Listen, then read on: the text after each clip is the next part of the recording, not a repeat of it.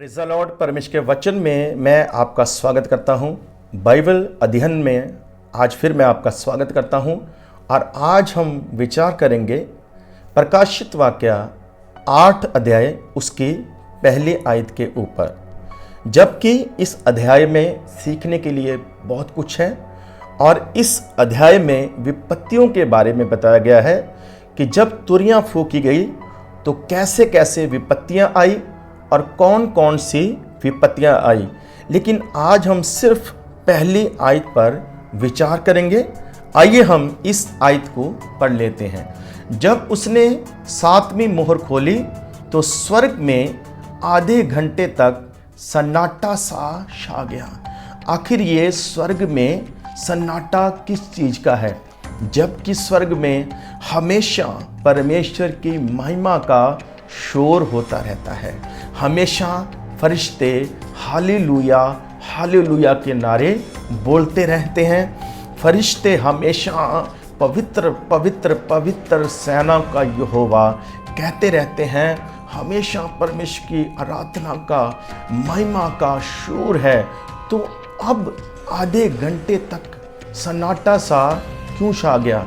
इस बात पर आज हम विचार करेंगे। जब राजा लोग युद्ध करने के लिए जाते हैं तो युद्ध की तैयारी करते हैं और वो सेनापति को आज्ञा देते हैं कि युद्ध के लिए घोड़ों को तैयार करें, रथों को तैयार करें, टैंकों को तैयार करें, सब तरह के हथियारों को तैयार करें।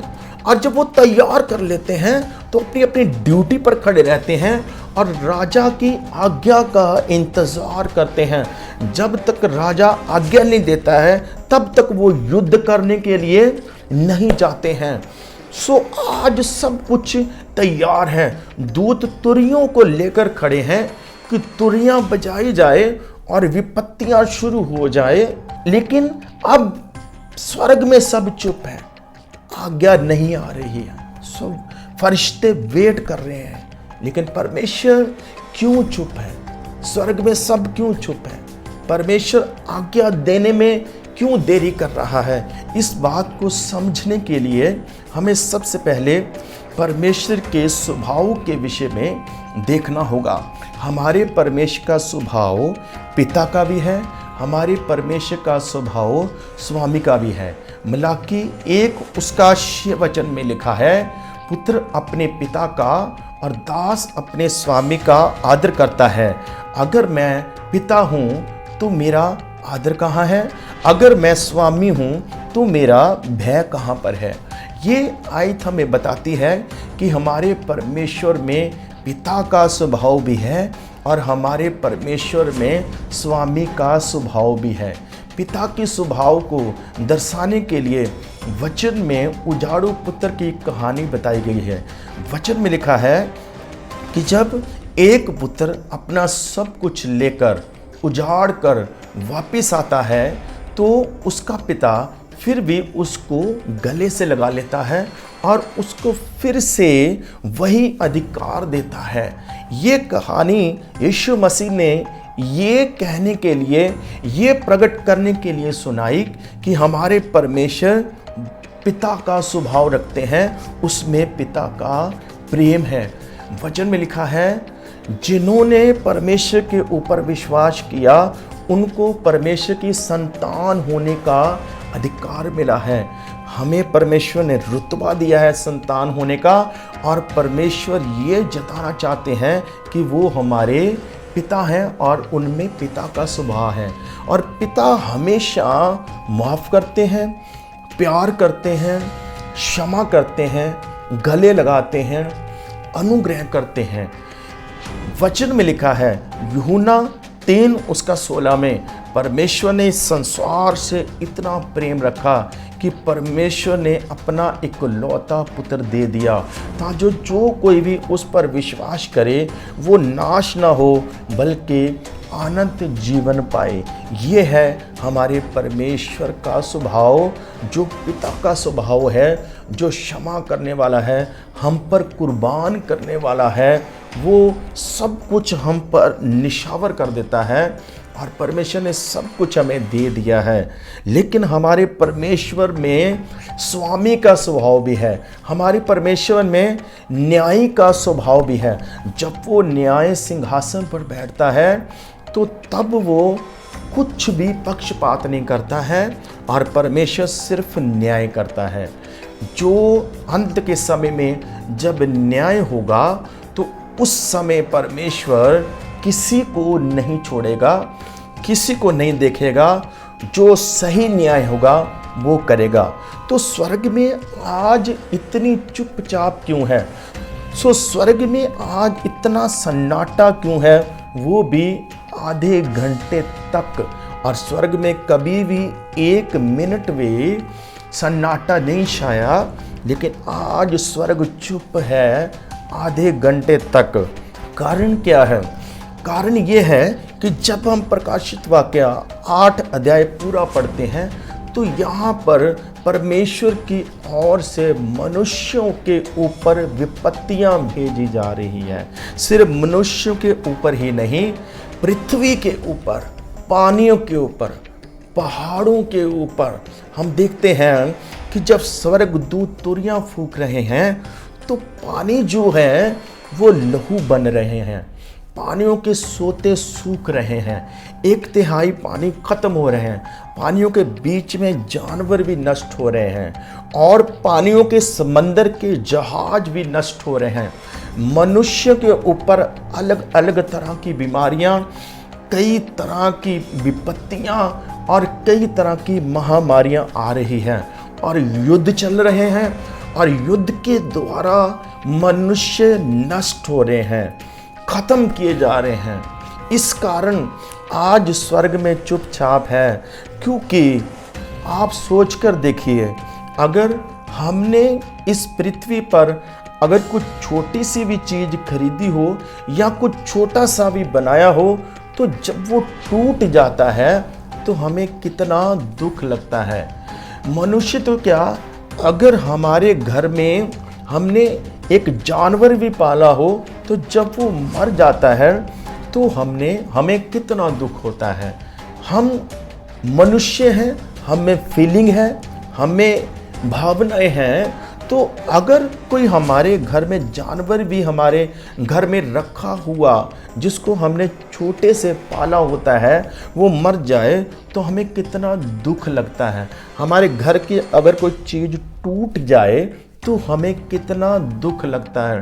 सोचिए, परमेश्वर ने सृष्टि को कितने प्रेम से बनाया है, लेकिन अब परमेश्वर को इस सृष्टि को ख़त्म करना पड़ रहा है। जब हम पढ़ते हैं उत्पत्ति की किताब में तो वहाँ पर लिखा है, जब जल प्रलय आई तो मनुष्य बिगड़ चुके थे, धरती पर पाप बढ़ चुका था, मनुष्यों में पाप बढ़ चुका था, मनुष्य के विचार बहुत ही बुरे हो चुके थे। तो परमेश्वर को क्रोध आया और परमेश्वर ने जल प्रलय के द्वारा, पानियों के द्वारा सब कुछ खत्म कर दिया, सब मनुष्यों को खत्म कर दिया, सब जानवरों को खत्म कर दिया।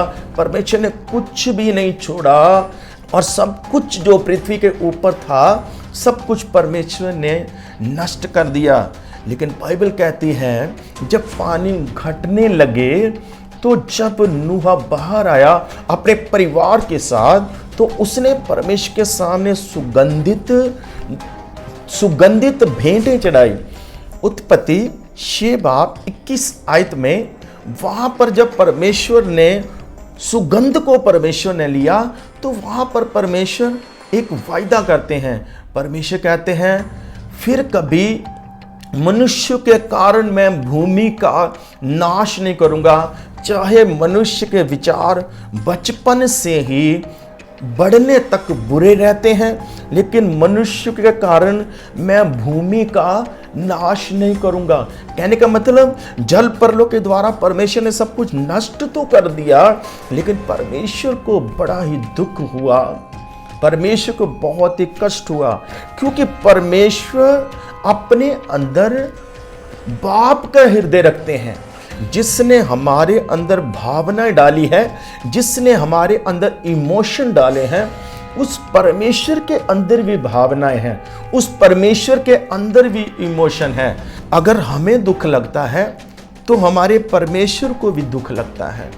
अगर हमें गुस्सा आता है तो हमारे परमेश्वर को भी गुस्सा आता है। सो अब परमेश्वर को जो नहीं चाहता है वो करना पड़ रहा है। परमेश्वर को इस पृथ्वी को नष्ट करना पड़ेगा, जो कि परमेश्वर कभी नहीं चाहता है। परमेश्वर पछताया था उस समय जब जल परलों के वसीले परमेश्वर ने पृथ्वी पर से सब कुछ नष्ट कर दिया था। परमेश्वर सृष्टि को नष्ट करना नहीं चाहते हैं। नंबर 2, अब परमेश्वर को मनुष्यों को भी नष्ट करना पड़ेगा, जबकि परमेश्वर मनुष्यों को नाश करना नहीं चाहते हैं। जब हम दूसरा पत्रस 3 उसका 9 वचन पढ़ते हैं, वहां पर लिखा है कि परमेश्वर धीरज धरे हुए हैं। परमेश्वर किसी मनुष्य का नाश नहीं चाहते हैं। परमेश्वर नहीं चाहते कि एक भी मनुष्य का नाश हो। परमेश्वर नहीं चाहते हैं कि एक भी मनुष्य नरक में जाए। लेकिन यहाँ पर जो लोग होंगे, इन लोगों ने उद्धार प्राप्त नहीं किया होगा, जबकि परमेश्वर ने अपने सुसमाचार के द्वारा, अपनी नबियों के द्वारा, अपने दासों के द्वारा परमेश्वर ने सारी सृष्टि में अपने वचन को भेजा है कि जो कोई पश्चाताप करेगा वो बचाया जाएगा, उसका नाश नहीं किया जाएगा। जब हम पढ़ते हैं 1 तीमुथियुस 2 उसका 4 में, वहां पर लिखा है परमेश्वर चाहते कि सब मनुष्य का उद्धार हो। आज स्वर्ग में सन्नाटा है, आज स्वर्ग में सब चुप है। कारण क्या है? कारण ये है कि परमेश्वर नहीं चाहता किसी मनुष्य को वो नाश करे, लेकिन परमेश्वर को न्याय के कारण अब मनुष्यों को नाश करना पड़ेगा। बहुत सारे लोग नरक में जाएंगे जो कि परमेश्वर नहीं चाहते हैं। इसलिए आज स्वर्ग में सन्नाटा छाया हुआ है, स्वर्ग में सब चुप है। आधे घंटे तक स्वर्ग में सन्नाटा छा गया। सुनिए ध्यान से, परमेश्वर को इस सृष्टि को नष्ट करना पड़ रहा है। परमेश्वर को पहाड़ों को नष्ट करना पड़ रहा है। परमेश्वर को पानियों को नष्ट करना पड़ रहा है। परमेश्वर को मनुष्यों को नष्ट करना पड़ रहा है। क्या आप जानते हैं कि परमेश्वर ने जब सृष्टि को बनाया तो कितने प्रेम से बनाया था? जब हम उत्पत्ति की किताब पढ़ते हैं पहले अध्याय से, तो सृष्टि का निर्माण परमेश्वर ने कितने उत्साह से किया है, परमेश्वर ने कितने प्यार से किया है, परमेश्वर ने कितना सुंदर बनाया, परमेश्वर ने कितना अद्भुत बनाया। बाइबल कहती है एक एक दिन में परमेश्वर ने सब कुछ बनाया है। परमेश्वर ने समंदर को बनाया है, परमेश्वर ने पानियों को बनाया है, लेकिन आज पानियों को नाश करना पड़ रहा है। परमेश्वर ने समंदर को बनाया है, लेकिन आज समंदर को नाश करना पड़ रहा है। परमेश्वर ने जानवरों को बनाया है, पशुओं को बनाया है, आकाश में उड़ने वाले पक्षियों को बनाया है, पृथ्वी पर रेंगने वाले कई जीव जंतुओं को बनाया है। परमेश्वर ने बड़ा अद्भुत बनाया है, परमेश्वर ने बहुत ही अच्छा बनाया है। वचन में लिखा परमेश्वर जब भी कुछ बनाते थे तो साथ में ये लिखा हुआ है कि अच्छा है। परमेश्वर जो कुछ भी बनाता था तो परमेश्वर कहता था अच्छा है। परमेश्वर ने सब कुछ अच्छा बनाया। परमेश्वर ने पेड़ पौधे बनाए, लेकिन आज पेड़ पौधों को परमेश्वर को नष्ट करना पड़ रहा है। परमेश्वर ने पहाड़ों को बनाया, आज परमेश्वर को पहाड़ों को नष्ट करना पड़ रहा है। और उससे भी ज़्यादा सबसे अद्भुत परमेश्वर ने इंसान को बनाया। सब कुछ परमेश्वर ने वचन के द्वारा बनाया था, सब कुछ परमेश्वर ने कहने के द्वारा बनाया था, लेकिन मनुष्य को परमेश्वर ने, आदमी को परमेश्वर ने बड़े ही प्यार से अपने हाथों से बनाया था। सुनिए ध्यान से, आज परमेश्वर को अपने हाथों के बनाए हुए इंसान को नष्ट करना पड़ रहा है। आज परमेश्वर के अंदर बहुत इस बात का दुख है। परमेश्वर के हृदय में आज बहुत सारी आज पीड़ाएं हैं। परमेश्वर को भी पीड़ा होती है, परमेश्वर को भी दर्द होता है। हालांकि परमेश्वर को किसी और चीज से दर्द नहीं होता है, दुख नहीं होता है। सबसे ज्यादा दुख परमेश्वर को इस बात का है कि हाथों के बनाए हुए मनुष्यों को नष्ट करना पड़ रहा है। और उससे भी ज़्यादा दुख की ये बात है कि उसकी बनाई हुई रूहें नरक में चली जाएंगी। बहुत सारे लोगों ने अभी तक उद्धार नहीं पाया है। इस बात की फिक्र, इस बात की चिंता है परमेश्वर को, इसलिए सब इंतजार कर रहे हैं, लेकिन सब चुप है। परमेश्वर चुप है उस समय। अगर परमेश्वर चुप है तो सब चुप है, सब देख रहे हैं कब आज्ञा निकलेगी। इस कारण आज स्वर्ग में सन्नाटा है, क्योंकि परमेश्वर नहीं चाहते इस सृष्टि को नष्ट करना, लेकिन ये परमेश्वर का न्याय है। अब परमेश्वर को न्याय करना पड़ेगा। सदूम अमूरा के ऊपर हम परमेश्वर के न्याय को देखते हैं। यूना नबी की किताब में परमेश्वर ने कहा उस शहर को मैं नष्ट कर दूंगा। यूना को भेजा कि वहां पर प्रचार करें, और जब यूना नबी ने 40 दिन प्रचार किया, उन लोगों ने पश्चाताप किया, तो परमेश्वर ने उनको क्षमा कर दिया। हालांकि यूना नबी बाद में बहुत ही नाराज हुआ कि परमेश्वर ने ये क्यों नहीं किया। तो परमेश्वर ने उसके सर के ऊपर एक ही रात में एक छांव देने वाले पौधे को, एक पेड़ को वहां लगा दिया, जिससे उसके ऊपर धूप ना पड़े। और फिर थोड़ी देर बाद उसको सुखा दिया, और धूप उसको सताने लगी, जलाने लगी, और उसको अंदर से बहुत बुरा लगा, उसको गुस्सा आया। तब परमेश्वर ने उससे बात की, यूना नबी से। परमेश्वर ने कहा ये जो पेड़ एक ही रात में पैदा हुआ और सूख गया, इसकी तुम्हें इतनी चिंता है, लेकिन यहाँ जो इतने लाखों लोग हैं वो मर जाएंगे, वो नाश हो जाएंगे, वो नरक में चले जाएंगे।